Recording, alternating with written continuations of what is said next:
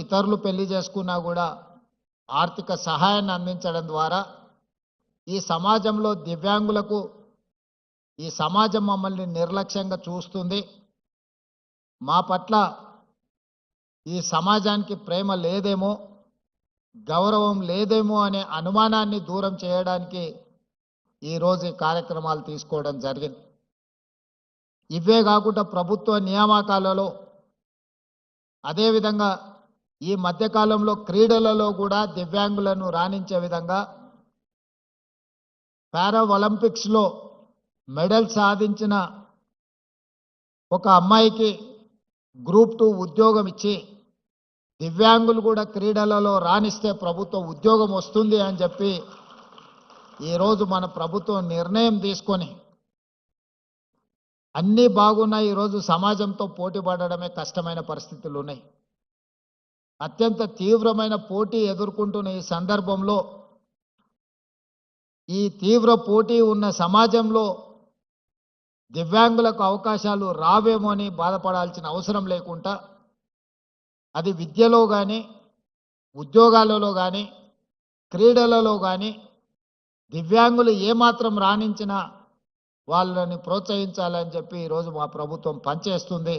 మీరందరూ ఆత్మస్థైర్యం కోల్పోకుండా ప్రభుత్వం కల్పించే అవకాశాలను సద్వినియోగం చేసుకొని జీవితంలో ఎదగాల్సిందిగా మీ అందరికీ సూచన చేస్తున్నా.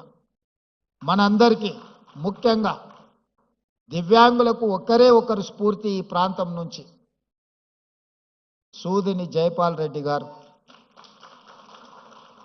ఈ దేశంలోనే ఒక మేధావిగా youngest south Indian best parliamentarian award పొందడమే కాకుండా పరిపాలనలో పట్టు సాధించడమే కాకుండా భాష మీద తనకున్న పట్టును నిరూపించి భారతదేశ పార్లమెంటులోనే ఉత్తమ పార్లమెంటేరియన్గా వారు రాణించగలిగారు. ఏ రోజు కూడా ఆయనకు వైకల్యం ఉన్నది అన్నది ఆయన ఎప్పుడు ఆయన ఆలోచనలో కూడా రానియలేదు. ఈరోజు తెలంగాణ ప్రాంతం నుంచి లేదా తెలుగు మాట్లాడే ప్రాంతాల నుంచి ఒక పివి నరసింహారావు గారు, ఒక నీలం సంజీవరెడ్డి గారితో సమానంగా జైపాల్ రెడ్డి గారు రాణించి సమాజంలో గౌరవం తీసుకొచ్చిండంటే ఈరోజు దివ్యాంగులు అందరూ కూడా జైపాల్ రెడ్డి గారి యొక్క సక్సెస్ను స్ఫూర్తిగా తీసుకోవాల్సిన అవసరం ఉన్నది. అదేవిధంగా ట్రాన్స్జెండర్స్ వీళ్ళ పట్ల కూడా సమాజము కొంత వివక్ష చూపించడము, కుటుంబ సభ్యుల యొక్క నిర్లక్ష్యానికి లోనైన వాళ్ళను కూడా ఈరోజు ట్రాన్స్జెండర్స్ని కూడా రాష్ట్ర ప్రభుత్వ ఉద్యోగ అవకాశాలు కల్పించడమే కాకుండా రాష్ట్ర ప్రభుత్వం అందించిన డబుల్ బెడ్రూమ్ ఇండ్లు కానీ ఇందిరమ్మ ఇండ్లు కానీ నిన్ననే రామగుండం నియోజకవర్గంలో అక్కడి శాసనసభ్యులు రాజ్ ఠాకూర్ గారు ఇళ్ల పట్టాలు కూడా ఈరోజు ట్రాన్స్జెండర్లకు అందించడం జరిగింది. వివిధ శాఖల్లో వాళ్ళకు ఉద్యోగ ఉపాధి అవకాశాలు కల్పించి ఈరోజు వాళ్ళ అభ్యున్నతి కోసం కూడా నిన్నటి వరకు సమాజంలో వాళ్ళ పట్ల చూపించిన వివక్షను ఈరోజు హైదరాబాద్ పోలీస్ కమిషనరేట్ పరిధిలో కానీ మున్సిపల్ కమిషనరేట్ పరిధిలో కానీ వివిధ శాఖల్లో ఈరోజు ఉద్యోగ ఉపాధి అవకాశాలు వాళ్ళకు కల్పిస్తున్నాం. ఈ వేదిక మీద నుంచి నా సహచార మంత్రివర్గ సభ్యులకు నా విజ్ఞప్తి, రాబోయే మున్సిపల్ ఎన్నికల్లో ఎక్కడైతే కార్పొరేషన్స్ ఉన్నాయో ఆ కార్పొరేషన్లో కోఆప్షన్ కార్పొరేటర్స్గా మనము నామినేట్ చేసే అవకాశం ఉంది. అందులో ప్రతి కార్పొరేషన్లో ఒక ట్రాన్స్జెండర్కి కార్పొరేటర్గా నామినేట్ చేస్తే వాళ్ళ ప్రాతినిధ్యం కూడా చట్టసభలలో అవకాశం ఉంటుంది. భవిష్యత్తులో వాళ్ళ సమస్యల గురించి మనం మాట్లాడడం కాదు, వాళ్ళ సమస్యల గురించి వాళ్ళే మాట్లాడే ఒక హక్కు వాళ్ళకు వస్తుంది. తప్పకుండా రేపటి మున్సిపల్ కార్పొరేషన్ ఎన్నికల్లో ఎక్కడికక్కడ కార్పొరేషన్లో కనీసం ఒక్కరినన్నా ఈ థర్డ్ జెండర్ వాళ్ళను మనం కార్పొరేటర్లుగా నామినేట్ చేసి అక్కడికి పంపిస్తే ఈరోజు మైనారిటీ కోటాలో మైనారిటీస్ని మనం కోఆప్షన్ తీసుకుంటున్నాం. వివిధ జిల్లా పరిషత్తుల్లో వివిధ మున్సిపాలిటీలలో మైనారిటీలు ఎన్నిక అవ్వడానికి అవకాశం తక్కువ ఉంటుంది కాబట్టి కోఆప్షన్ మెంబర్స్ కింద మనం వీటిల్లో నామినేట్ చేస్తున్నాం.